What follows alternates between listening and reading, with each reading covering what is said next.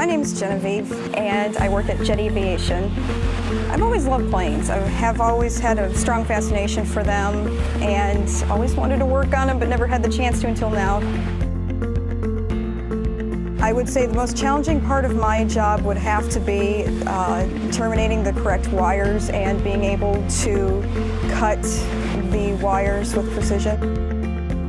Well, safety is number one here. They are very concerned about everybody being safe. We always have to be on guard because working here you can easily get hurt. The gloves protect me from getting any nicks, cuts, scrapes, bruises, pretty much anything I handle on a daily basis.